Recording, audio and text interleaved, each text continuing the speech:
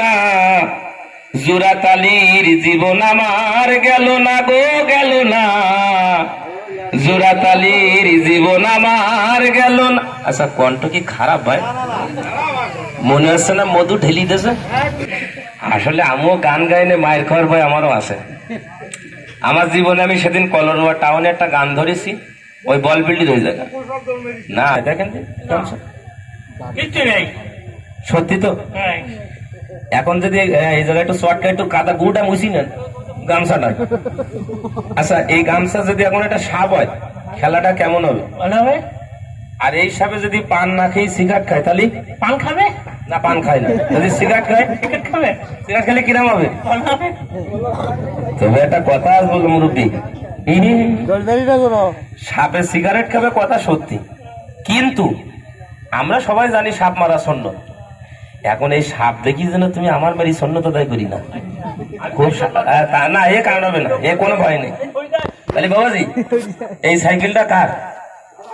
আপনার? একটুখানি যদি ওই দিক ফাঁকা জায়গায় থুয়ে আসতেন খুব খুশি হতাম। না চুরি হয়ে গেলে আর কোনোদিন থোয়ার দরকার নেই, একটুখানি জান দিন কাকা, একটুখানি দয়া করেন দিন, একটু জানান দোয়া করতে পারেন না। এই সাইকেলটা একটু কেন ওই পাশে দিন, মানে 50 গ্রাম ওই পাশে দিলে। কি পছন্দ করে? ওই যে কেসু দেখি না লাল, ও না কেসু কি না বা ক্যাসিও, আপনি ওই কেসুন দিয়ে একটা মরণ বিন বাজাবেন। আব্বা খুব সাবধান, ওসব বাগান বলে ঢোরা সাপ আসে না যেন। তাহলে দেখেন বিনবাসী এই এই যে গুড়গুড়িয়া বের হয়ে যায়, একটু খেয়াল করবেন। ও চাচা দোকানপাট বন্ধ করছি, এই জায়গায় আসেন, এই দেখেন সাপে কিভাবে সিগারেট খায়। এখন কিন্তু শুরু হয়ে গেল, পরে এসে বলবেন না যে আমরা দেখতে পেলাম না, আমাদেরকে আরেকটা বার দেখান। দাদুরি একবার আপনারা যদি বাদ পর্যন্ত সরে আসেন, সবাইকে দেখাবো এই সাপ।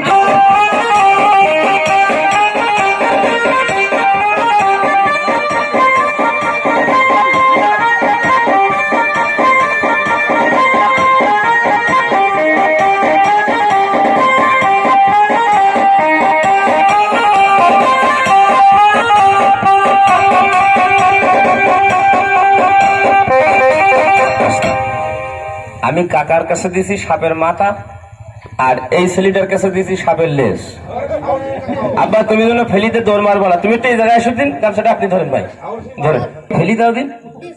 তোমার যদি আমি কিছু টাকা বানানি শিখুই দিয়ে শিখবো ফোনে ওই সাইটে আপনাদের, তুমি আবার কারো শিখবো না তো? না কারো শেখাবো না। ভালো ছেলে, সাবাস। না না এর আগে আমি যে কয়েকজনে শিখুইছি, এই লোকের বাপ, এই লোকের ওই দোকানদার, তাহলে আর সব দোকানদারি করা লাগবে না।